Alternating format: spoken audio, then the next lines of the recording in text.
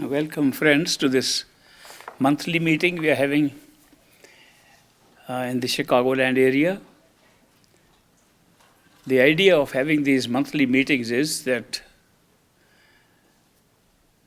on the spiritual path, the mind takes control over us and does not stay with us when we want to follow this path. It's a constant reminder we need for ourselves.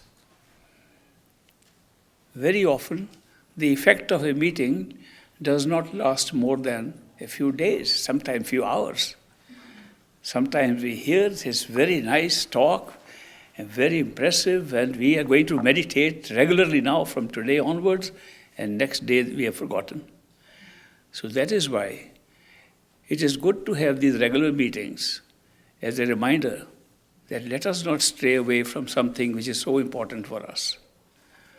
This life of ours is so short compared to the cosmic time in which we are living, compared to billions of years, which they say this world is existing and will exist. To stay here for 100 years or so, or even less sometimes, is not much time. And the way we look back upon our lives, we find that time flies very quickly. And therefore, we sometimes find we regret.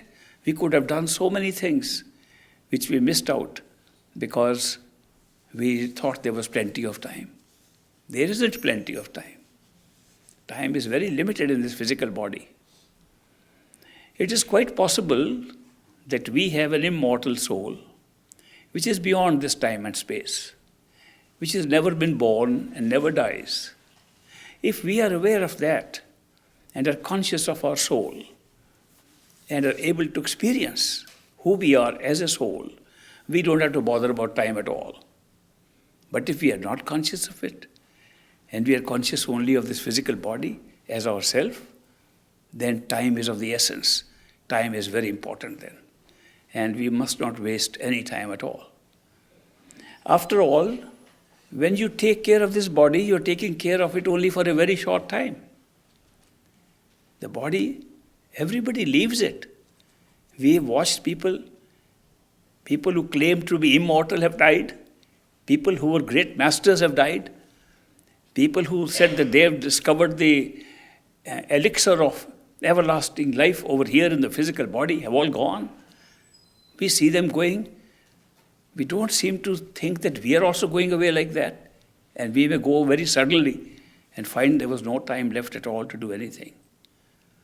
And what is the big importance of being making it so important to be doing something in this physical body, in a physical life? The importance is that in order to escape from the cycle of birth and death, cycle of the world of duality, world of pain and pleasure, in order to get out of it, the only window of opportunity we have is the physical body. So that is why it's very important that we make full use of the time we have in this physical body and not waste it at all. Once we are out of this body, we have no control over anything. It's all predetermined. It is also predetermined here, but we don't see it like that. We don't experience it like that. We experience free will here. We experience the opportunity to make choices. And when we have the opportunity to make choices, we choose what is good for us. And that is why we choose the spiritual path and say this is going to be a guarantee and insurance for our well-being after we leave this body. If we don't do it while we are in the physical body, it will be too late. And we will be going round and round in circles of birth and rebirth. So that's why you can have many forms of life. The soul is a unit of consciousness. It can embed itself in any form. It is actually now, right now, in the form of plants, in the form of insects, animals, fish, fowl. They all have the same soul we have. The soul is no different. It's only a unit of consciousness.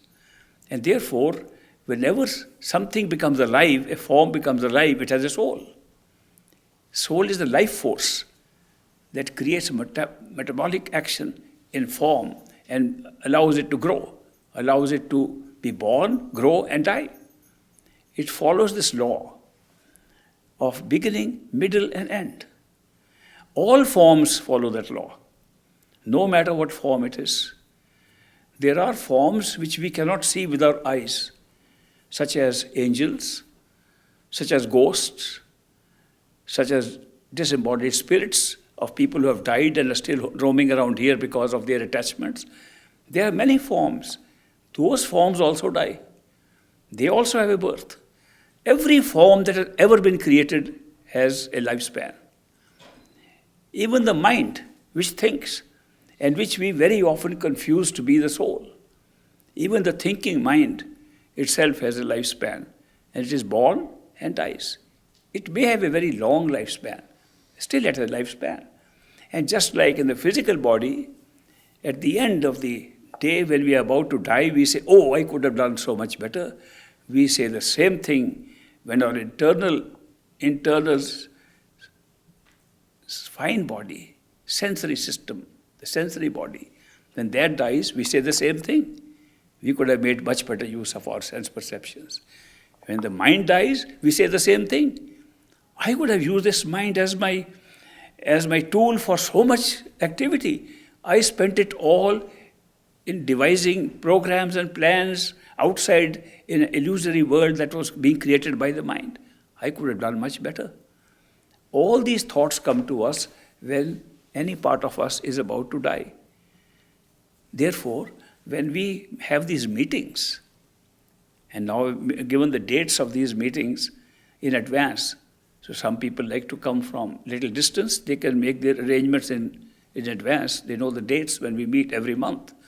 The idea of meeting here is, let us remind ourselves, this is a great opportunity to have this window open to us, to get out of this mess, which we call a physical world, because it is a world of duality, of pain and pleasure, of pairs of opposites.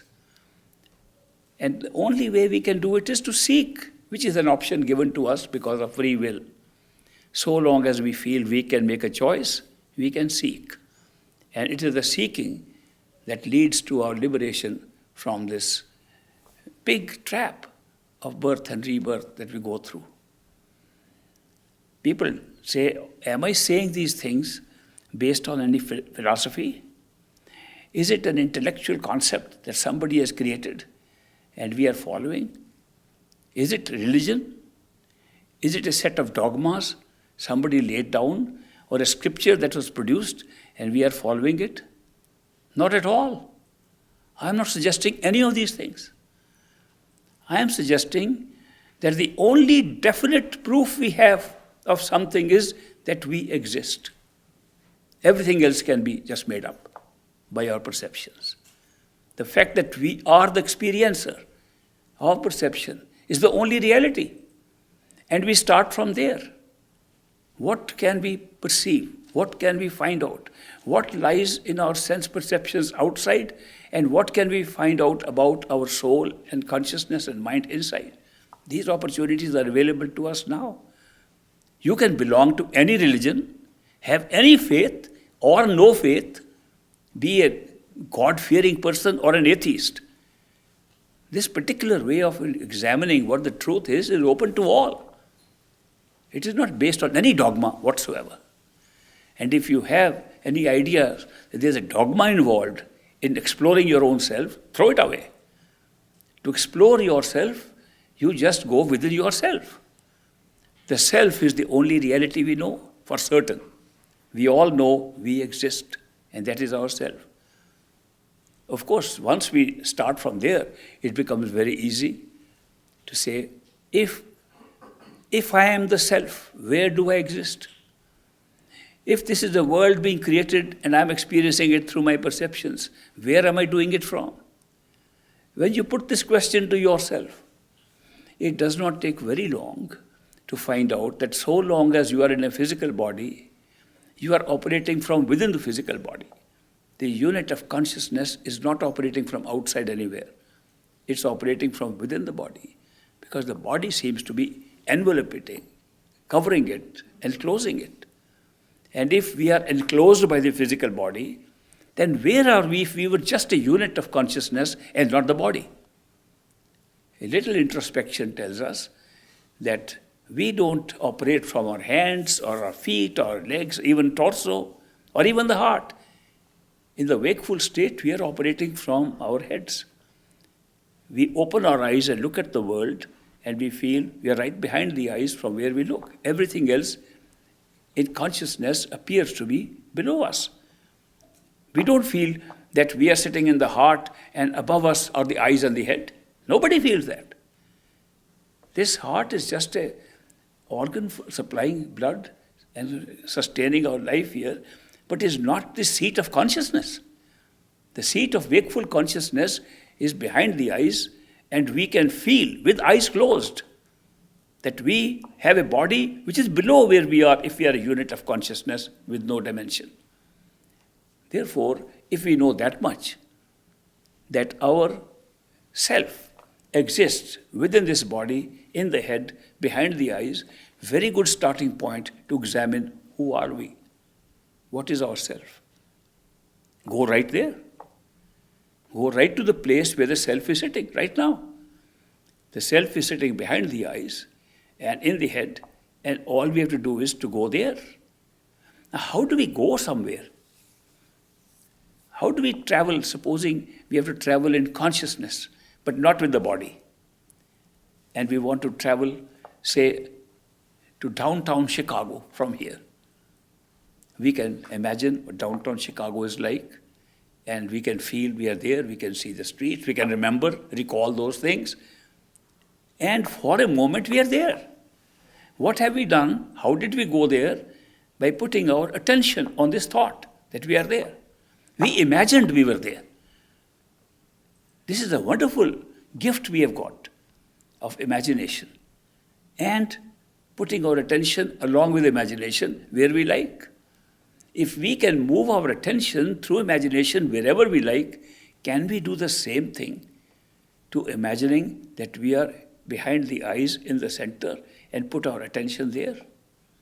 If we can do that, you'll find out who the self is. Let's not make too much mystery about these things, because the spiritual path is to discover the spirit, to discover the soul, to discover who you are as a conscious entity. And if we know that the conscious entity lies behind the eyes in the head, and we can use imagination and attention to go there, we found the way. So therefore, if we can do that, we get an answer to who we are. We will also discover how the body is creating an experience for us in the material world, that even when we have no body, there is something else covering us which creates another experience of a different kind, that even if that cover is taken off and we only have the mind and soul together, the thinking mind and the intuitive soul, the soul that provides consciousness and power of life, and the mind that thinks and rationalizes, if we are only left with these two, we still know that the mind is covering us around and we are in the center of that. We are always in the center. We are in the center of every cover that we can create, and we are also in the center if there is no cover. Center is the truth. That's where the self is. So starting from a very simple point behind the eyes, within the physical body, we can have a discovery of all these things. The difficulty is, and that is important, the difficulty is we have never tried to withdraw our attention within ourselves behind the eyes. We were never taught that. We were taught how to focus attention on things. And that is why we try to focus attention. Even when we want to focus attention inside the eyes, we are focusing attention away from where we are focusing attention, where we are. People meditate, and they even want to follow the third eye meditation. That means meditate behind the eyes. They close their eyes and imagine there's a space there. And they see their little self sitting in the head and look at that and say, that's me sitting. That's not you at all. You are the one looking at that. You are the one behind that. A very common mistake. We spend years on this kind of activity thinking we are doing meditation on the self. The self is the one that looks at that image that we create. Therefore, looking at something, which is focusing attention on something away from yourself, does not work. It does not withdraw your attention to yourself. To withdraw your attention to yourself, you must use imagination that you are actually sitting there and not see anything. Can you see your own eyes in the physical body? Nobody can. We can see a reflection in a mirror. We see with the eyes and yet we can't see our own eyes. Same thing is true inside. You can't see your eyes. You can't see your face. You can feel you are there, like you feel you are here. You feel your eyes are working. Same thing is inside. That's a very common mistake we make in meditation, so I'm bringing it out, that if you can imagine you are there, not that you are seeing yourself there, that you are there looking around, looking at the darkness around, your eyes are closed, therefore it's dark, and you can see on both sides, and that imaginative being that is seeing inside is not this body. You will notice that you can turn around inside with that self of yours without turning this head. You can look up, look down with that imaginative self inside, and you are doing it. Who is that self that you can imagine is doing these things? To take a more gross example, if I were to say that you imagine you have come and are standing next to me here, that you have left your chairs, just imagination, that you imagine you left your chair, you are standing here. Now you are standing here, how many of you can imagine that you are standing here? You are all qualified for good meditation. That's what is required. If you can imagine you are standing here, how many of you can imagine you are standing here and looking back at the audience? Wonderful, you are more qualified now. Meditation is to imagine you are there, and from there you are looking what is inside the head. It's not that difficult. We should not make it into a ritual or make it into a very ceremonial thing. We should make it simple.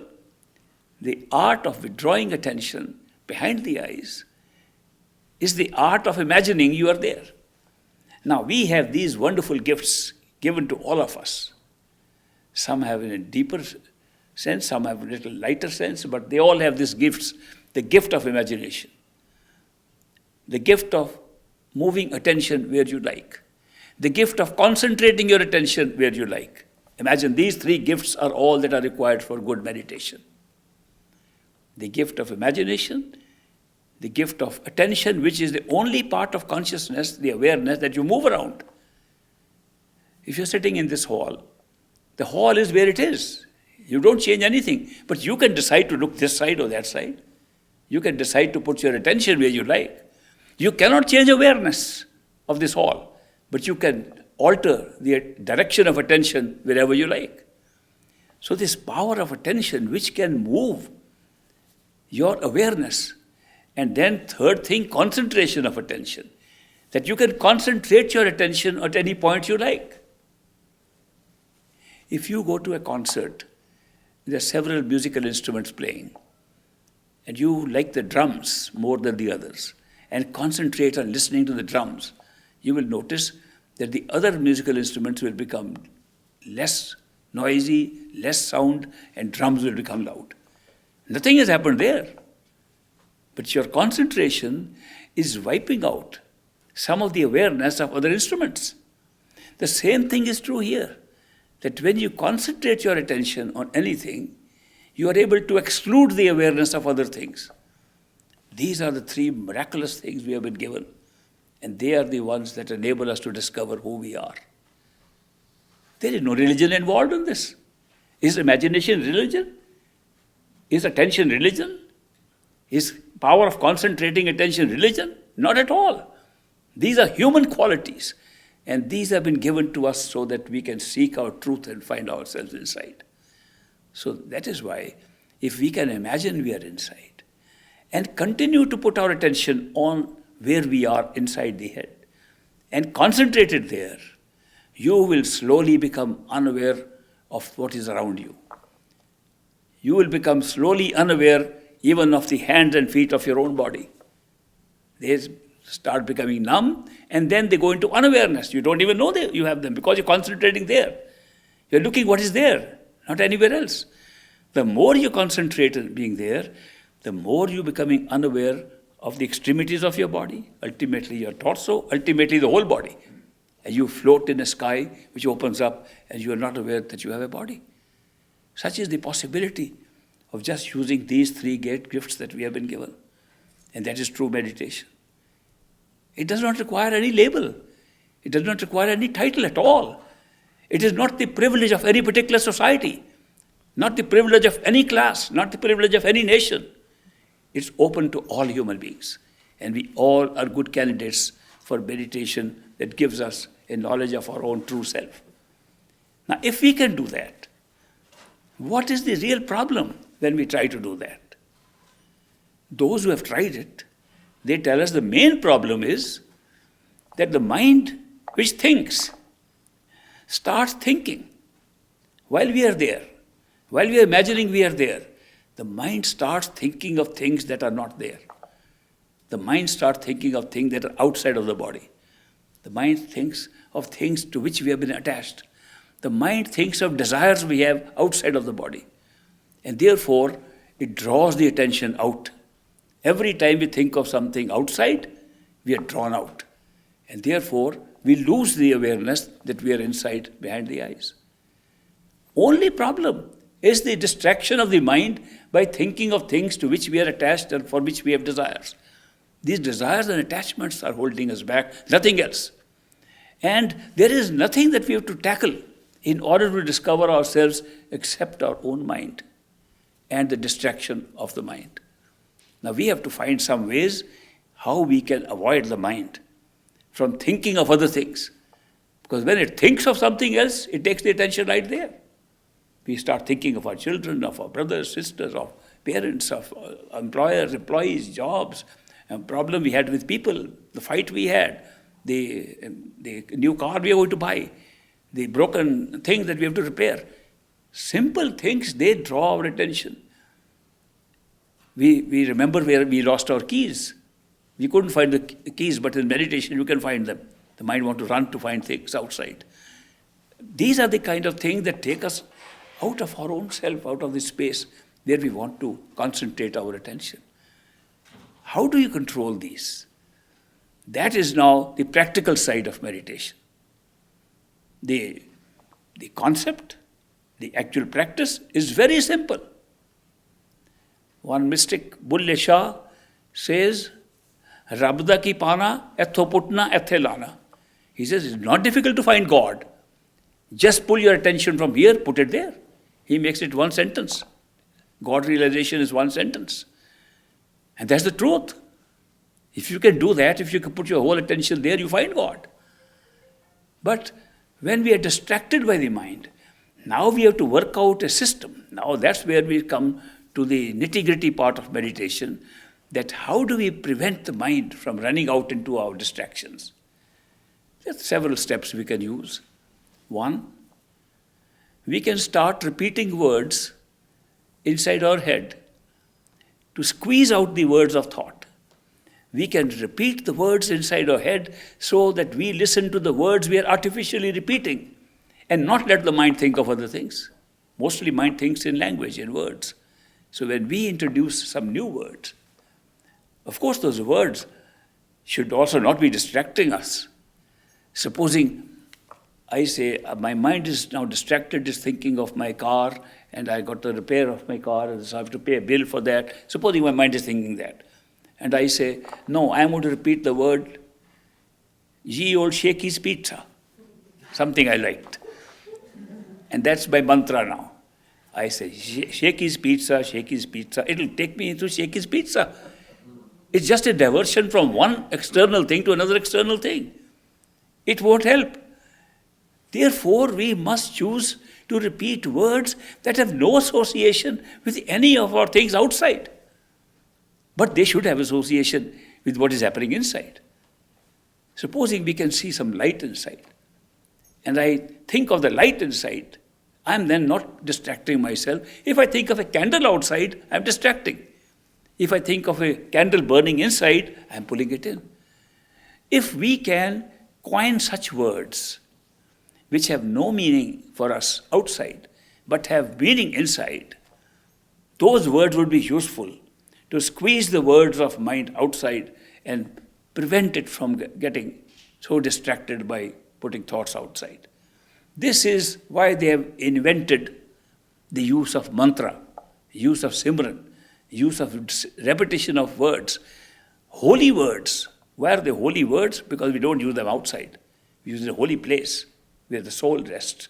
We use it in the temple, which is the real temple where we can find God inside our head. Since they come from there, they're holy words. They're charged words. They're empowered words. We can use any language, but the words are supposed to be those, and we can't really coin them out because all our language is based upon association of ideas with outside things.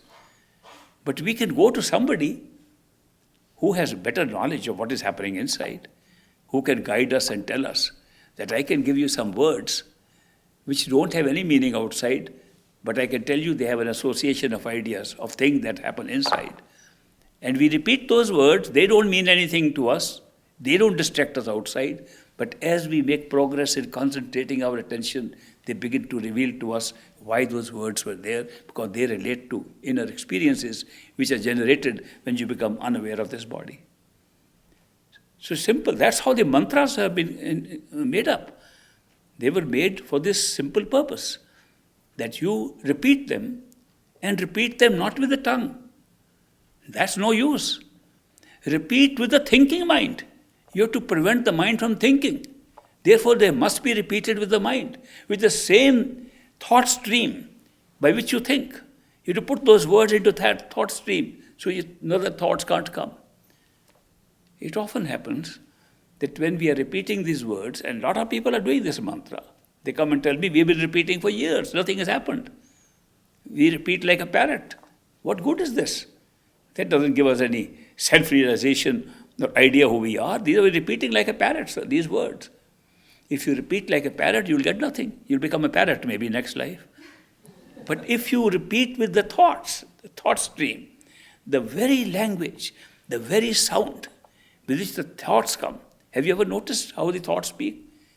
Do you recall? Well, if you come to one of my meditations, workshops, I'll tell you how to watch your mind and listen to it, and you'll see the mind, when it thinks, has a voice. When you think of something, you are hearing words. Otherwise, you won't know you are thinking. Whenever you think, you are listening to words that your mind is speaking. It has a certain voice. It changes its voice also. It changes its voice when it thinks in two tones, in two channels. For example, you can be repeating certain words and the mind can be then commenting upon it. Are you repeating too fast? Is it you should slow down? You are repeating. Who is this voice? A second voice. And it is different. If you observe carefully, the second voice is finer, thinner, and different from the first voice of thought. If you examine the way the mind thinks, it's a wonderful exercise to see in how many channels it can think. It can comment upon the thinking, it can be a commentator upon the comment, and so on. The further you examine how many channels it has, the finer the sound becomes and becomes so subtle. Ultimately, you can't notice it. Some people can notice it up to 2 levels, 3 levels, but some people can notice even more. I had the privilege of hosting His Holiness Dalai Lama in India when he first left Tibet, and I was given the duty to receive him and host him in India, and we used to travel together, discuss meditation. He was the one who said in his meditation, he could discover 8 levels of mind thinking, one upon the other. And normally it's not possible. Normally people can go 2, 3, some can go to 5. So, but if you examine the mind carefully in your head, you can find that the mind has several channels in which it thinks.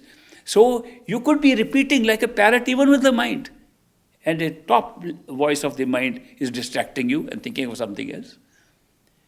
Good repetition of mantra, if you want to do that, if you want to successfully repeat words of Simran or mantra, it should be done with every voice that you can hear in the head. Start with one. Notice if there's any commentator sitting. Allow the commentator to join in and do the mantra in two voices. 3, 4, whatever is required. Then the mind can play another trick during meditation. It can make a picture of a person that you like or you love. And that picture comes in front and you are again distracted. You are repeating word, but your whole attention is on the person.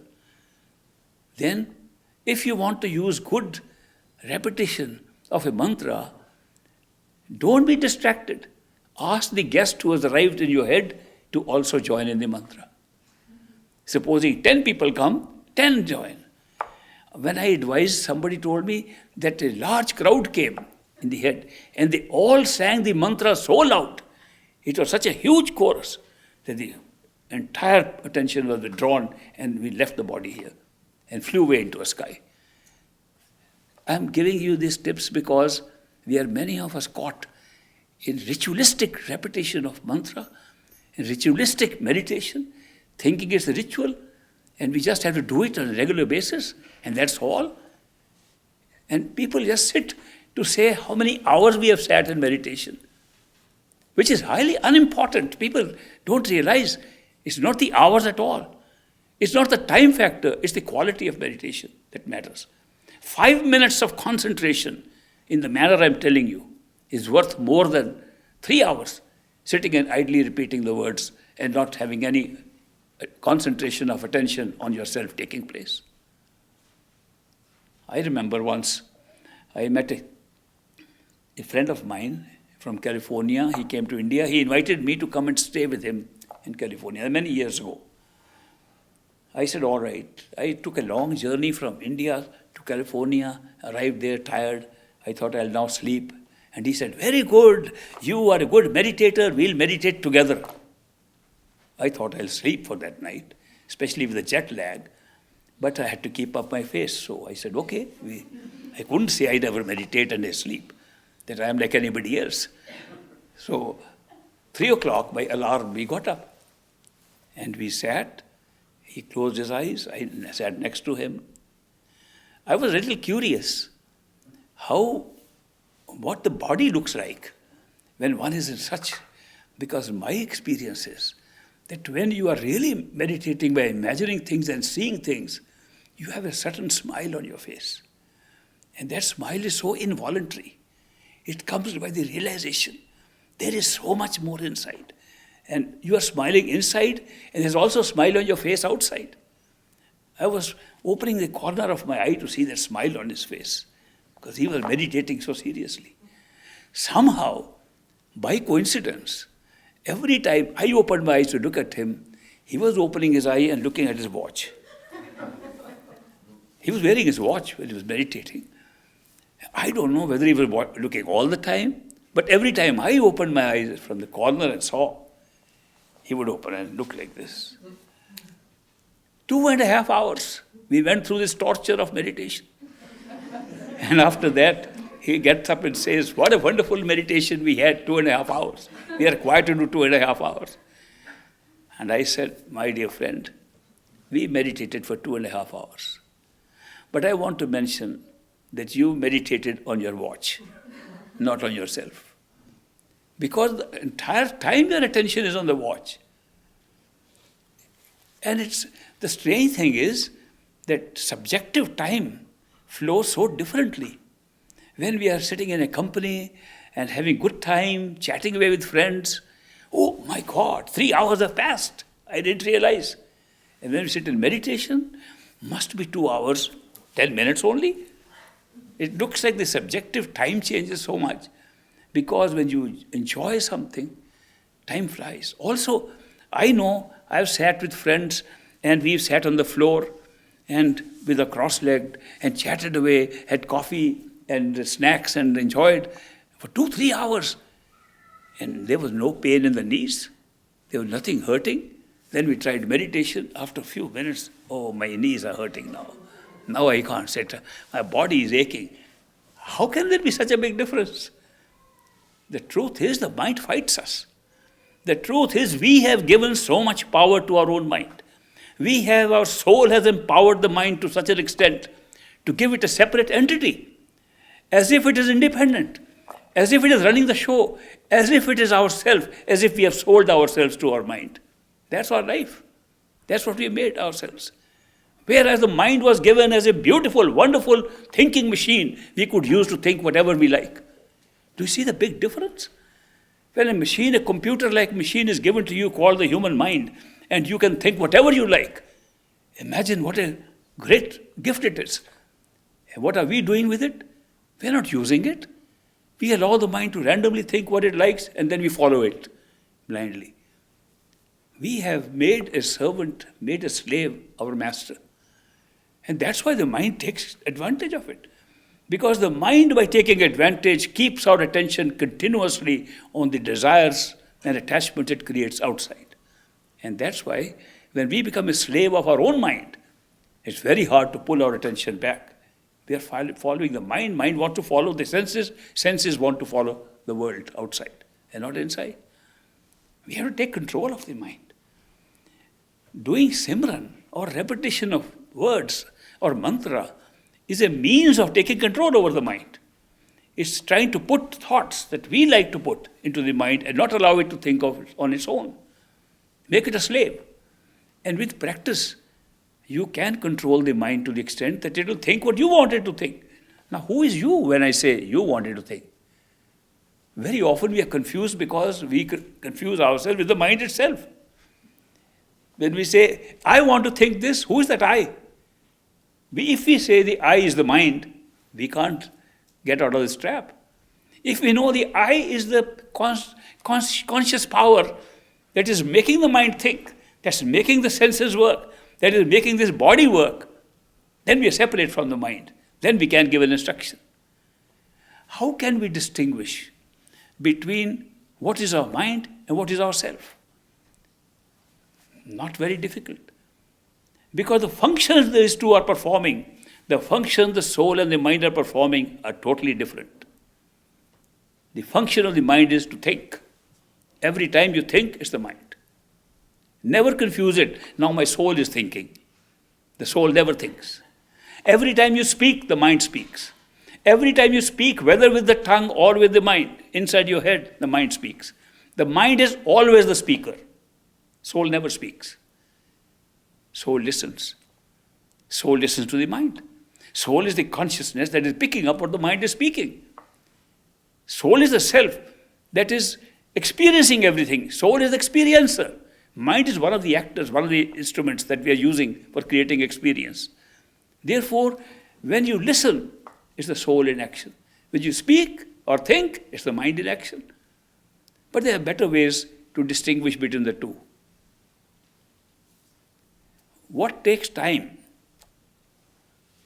like thinking, sensing, rationalizing, applying logic, trying to make sense of things, is all mind.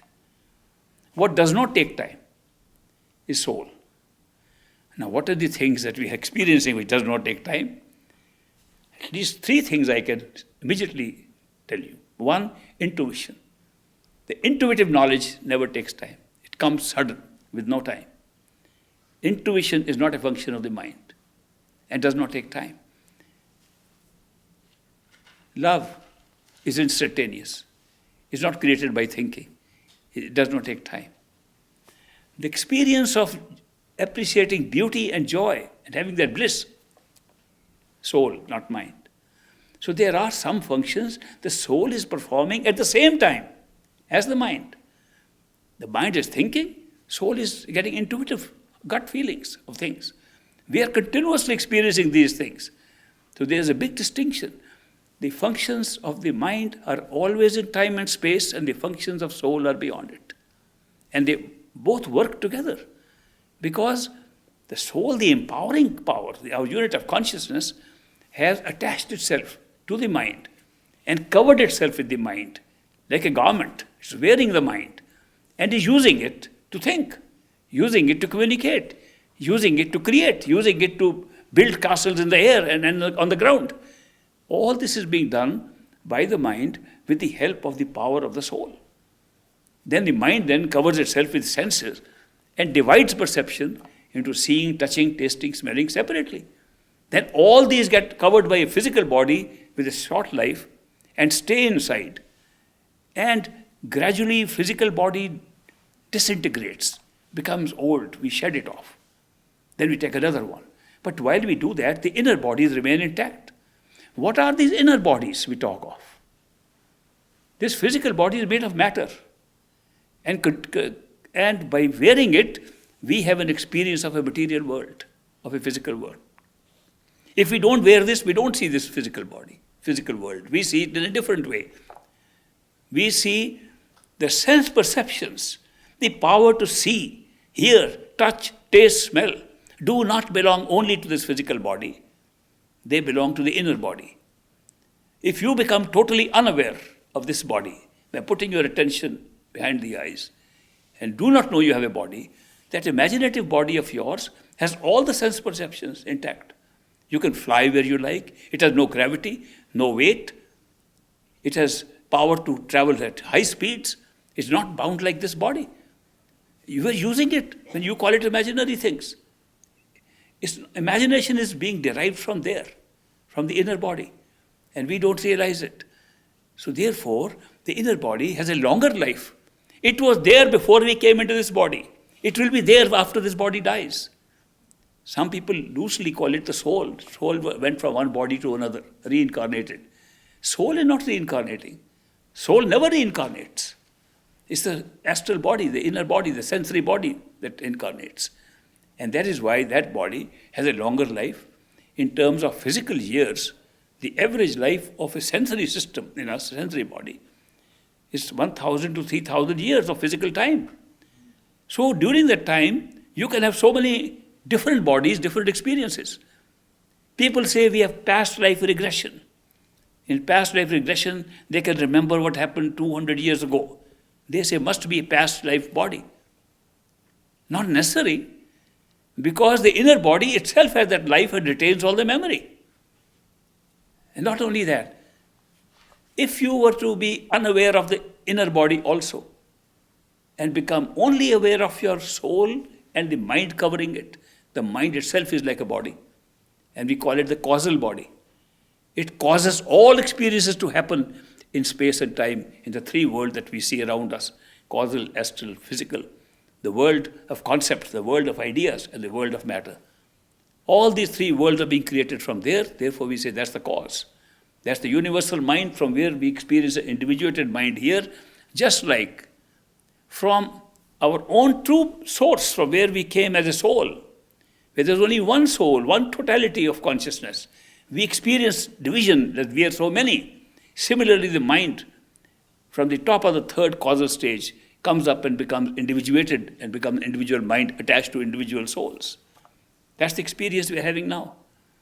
These are things that are all verifiable by anyone through simple process of good, effective meditation, by going within, continuously going within. Go within this body to open up the next. Go within that body to open up the next. Go within that to open up your soul and find out who you are. The whole secret is going within. Because what we are doing is to go without, to go outside. All the time we are moving outside. These bodies were created to move more outside, and now we have to reverse it and go within. And that's the secret of finding who you are, and eventually to find what your true home is. It's such a remarkable thing that the mind which we think is only thinking. No, it's creating everything. It's creating all the experiences we are having at all levels, even now. But there's no way to prove it while you're sitting here. The reason why we cannot prove that the mind is creating all this is because this is our only reality. We have no comparison with any other reality.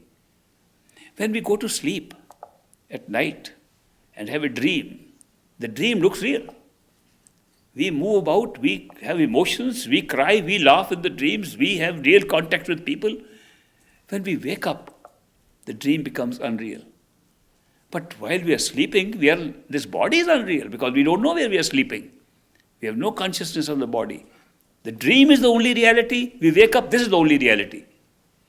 If we go to a higher level of consciousness, that becomes the only reality. When we come back, this becomes the only reality. We have to remember, we did not go about this business of creating illusions. We went about the business of creating reality. These are levels of reality. People were calling them levels of consciousness, that these are different illusions. They are not illusions. Does this look illusion to you? If it was illusion, why would I be spending my time to an illusion? If you were all shadows, I would not be talking here. This is our reality. Our only reality. Not only is it real, it's only reality. We have nothing to compare with. So that is why this beautiful system of wearing a covers, becoming unaware of what is inside, and taking the experience of the cover as our only reality, makes these different levels of realities. And when we arise to these different realities, it does not mean that we always remember. For example, you go to sleep. Say, next time I am going to go to sleep, I am going to remember where I am awake also. You can't do it. In the dream, supposing you come to know in a dream that you are dreaming. It has happened. So many people say, we know it's a dream. I've had that experience, and I've gone about telling people, I know it's a dream. If I knew it's a dream, would I be telling those people who are not there even? Do you realize that in the dream, when you know it's a dream, you shout, oh, it's a dream. Who are you telling? When you wake up, you don't shout at all. You don't tell anybody. Because although you're speaking the truth, you're telling the truth in the dream. That's a dream. You're not aware of it. Same thing here. We are talking of higher levels of consciousness. We are telling the truth, but we are not aware of it. The only way to be really aware of it is to move into that reality by waking up. It is a series of wakefulness. When we say that we can pull our attention behind the eyes and become unconscious of this body, it's a means of waking up to a different reality and discovering that reality. So that is why these are series of awakenings. They could be likened to awakenings. And more so, because when you awaken, you find that you never left. When we go to sleep in our bed and have a dream, we go far off different places. When we wake up, we are still in the same bed. We never left. We had experience, we were very far away. When you awaken to your own reality, from this dream we call the wakeful state, you discover we never left. All these experiences of going around here, they're part of a dream or dream-like experience. But the nature of laws of this particular experience are different. Laws of this experience are different at every level. In a dream, when you go to sleep in a dream, you can instantly go from one place to another and looks normal. You are now, in one moment, you are here in Chicago, next moment you are in London, third moment you are in Tokyo. You are normal. Nobody ever questioned, how did it come so quickly? Nobody has ever said that. Secondly, things move so fast. In the dream, you can be at one moment at this time, and 10 hours later, without any passage of time, you are there next morning. You are there next night. You move time so swiftly, you can't do it here. And it looks absolutely normal in a dream. Looks real. And here it will look absurd. If that happened, we would be screaming, freak out. How is it happening? We never freak out in a dream. The rules that govern, we fall in a dream from a house, we never get hurt. And here, you fall from here, we got hurt. So the rules that govern our experience in a dream state are so different from the rules that govern, we call them laws of nature. The laws of nature of a dream state are different than the laws of nature of the physical state. Similarly, the laws of nature of the sensory system, when you rise to a next reality, are totally different from the laws of this physical reality. I can give you some examples which you will encounter when you go there. We have an experience what we call telepathy here, telepathic communication, that one person can think, another person can understand. Some people have that experience. Actually, we all have that experience, but we don't use it because we don't believe in it. There's so much depending on belief that we don't believe it's possible. Unless I talk to you, how can you understand what I'm thinking? That this is all secret. My thoughts are all secret. Nobody can see them.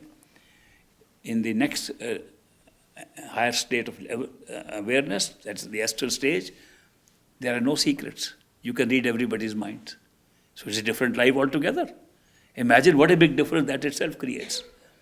Secondly, telepathy does not require spoken or written language. Here, we cannot communicate except by spoken or written language.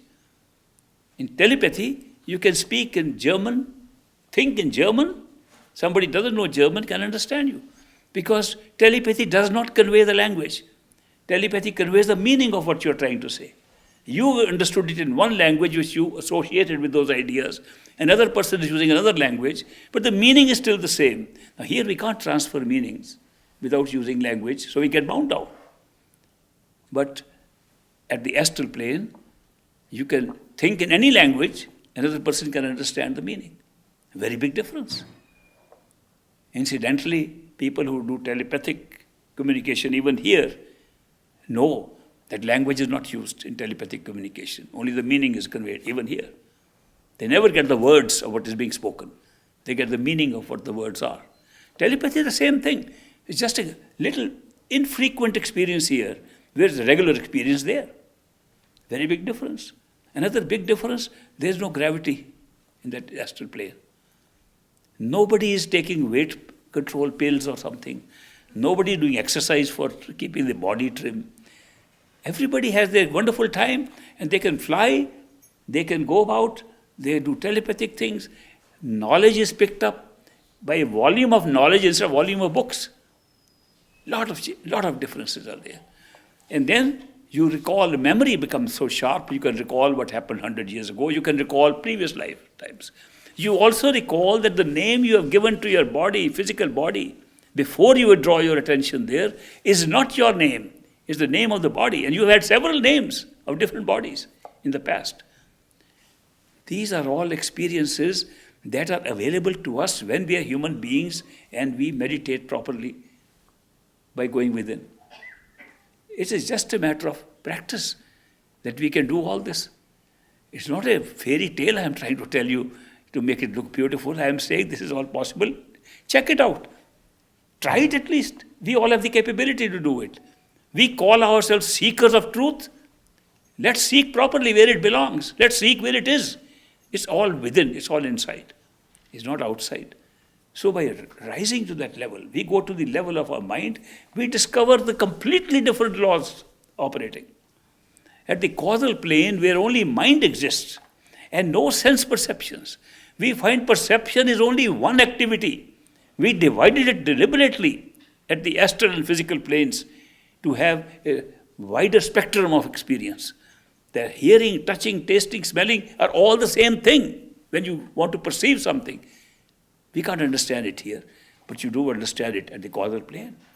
That's how you perceive. A very big difference in the experience there. Secondly, you discover a very important fact, that what we know about time here is totally different from what time actually is. Here we think that time flows. Time is flowing, and we are going along with it. Today is today, then tomorrow will come. Then actually there you find time never flows. Time is static. Time is built at one time, at one go. The entire time was created. All events were placed upon it. And we are going from one point of event to the other. We are time traveling. Time is not moving. We used to say, Egyptians learned how to time travel. I say, why? We are learning it now. We don't have to learn. We are doing it right now. Are we not moving on time? Are we not moving from one event to another? That's time travel. Time does not move at all. In fact, we discover in the causal plane that time actually does not exist. It's created by a very little device called memory. The real time never exists, even now, here. And when I explain that, people think it's something extraordinary to be able to say that time doesn't even exist when we are all experiencing it right here. I give them a simple method of testing it out. What is present?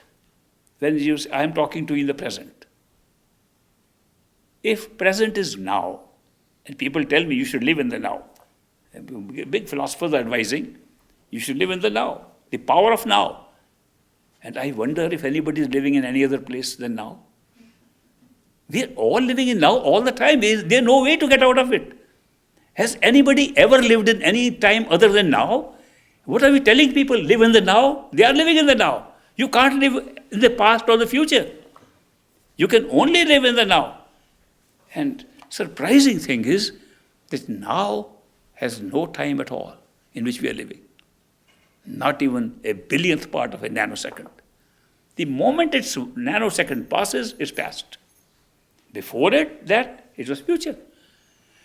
Now is a meeting point between past and future and does not exist as time. How are we experiencing it? If it doesn't even exist, if time is not even existing in now, how are we experiencing it? We are calling that which is immediate past as present. We are calling that as now. I speak a word, I just spoken now. No, it was in the past. Nobody can speak in the now. Nobody can do anything in the now. Nobody can think in the now. Nobody can live in the now. We're living in the past. Consider carefully that if you want to examine the nature of time, you understand that time, if it is now, and now has no time, and we all live in the now, we're not living in time. What are we living in? What is giving us the feeling of time? We are living in the past. Instant, immediate past, which we call present. Old past, which we call past. Therefore, past is the only reality. What about future? Maybe there's something called future, where all the events are going to come up upon us, and tomorrow's will come, and day after tomorrow's will come. That must be existing. Of course not. If we could delete 3 words from the dictionaries of this world, hope, fear, anticipation. Actually, all these 3 are the same thing. Hope is positive anticipation, fear is negative anticipation, anticipation neutral.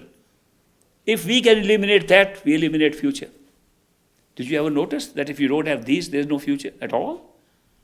Future ceases to exist unless we hope and fear that this might happen, this will happen. It's our experience in the now, which has no time. Then to hope takes time, which means it's in the past. To fear takes time, it's in the past. To anticipate takes time, it's in the past. Everything is in the past. What we call past, present, and future is all past. And nobody can live in the past except through memory. Therefore, once you install a memory capsule into consciousness at the causal stage, all time becomes real for us. All events become real and time begins to flow. Actually, there's no time at all, even here or in astral plane or anywhere. But we're experiencing it. The way it's created is so remarkable. When you see how wonderful consciousness can create the experience of time, when there is actually no time, through memory. Now it makes very easy to explain what is our destiny. Destiny is merely a memory capsule, which we picked up. We picked up like a DVD, encapsulated DVD at the causal plane. We pick up, play it becomes our life. It becomes our causal life, our astral life, and our physical life. We can pick up one little DVD for one life, come here for one life, let me go just for a trip into this physical material world and then I'll go back. We pick up one capsule, come for one life, and we discover that one life is dependent upon a past life. Because that's the law of nature here. In the physical plane, in the astral plane, the causal plane, the law, like other laws I just explained to you, is cause and effect. That's how it's created through the experience of time. Cause and effect. Law of karma. That's a great law. People talk of it all the time. Law of karma, it's all by karma. What is karma? Karma is the experience embedded in that capsule we pick up at the causal stage. And then we play it out. In order for any event to take place in the DVD, there must be a prior event, a prior cause, Probably in another life. Because this life can't start without some prior lives. Now, we have never lived a prior life. We just want to come first time, soul on an adventure into the land of time and space. And the soul comes and takes one life and is tagged on to that one life is a previous life. And previous life cannot exist without another previous life. That cannot exist without another. Infinite number of previous lives are immediately added on to us. It's a memory capsule. They become our life. We remember them. We remember as if we lived them. We are responsible for them. Karma becomes our real activity. Karma becomes the real reality for us. It's not real at all. Even lives are not real. Even past lives are not real. But we have to create the past lives to create a present life. And therefore, once we pick up that destiny from that causal plane and we bring here, it creates past lives, and the current life then creates the future lives. And therefore, we get trapped. Once we are here and we do not go back to realize that we came for adventure, we do not say adventure over, let's go home. We don't say that. We continuously move in this trap of life after life. All the time telling you, check it out, verify, that's how it's working. And can be done at the second stage, causal stage of awareness, which can be achieved by becoming unaware of the physical body and unaware of your astral sensory body. And you come to know all these things. So it's amazing how this whole creation has been made from consciousness. That consciousness can pick up and create memory. And memory is merely a creation. In no time, you create a capsule of memory, and that expands to create past, present, and future in which we are living. If you go above that, supposing you are able to go beyond the mind, that means you will leave that causal system behind and discover your soul and separate it, which can be done. If you separate yourself, all karma, all this duality, everything is left behind. You don't carry anything. The soul never had karma, never will. Soul is beyond karma. Only the mind can have karma. The mind carries all karma. When we identify ourselves with the mind, we become subject to the laws of karma. When we identify ourselves with the sense perceptions become our reality. When we identify ourselves with this physical body becomes ourself. That's how it's happened. We can reverse the whole process and become unaware of these, pull our awareness out of these, and discover the truth. It's a matter of practice. I can keep on talking to you for days on these subjects, but the thing is, practice, go within and check it out.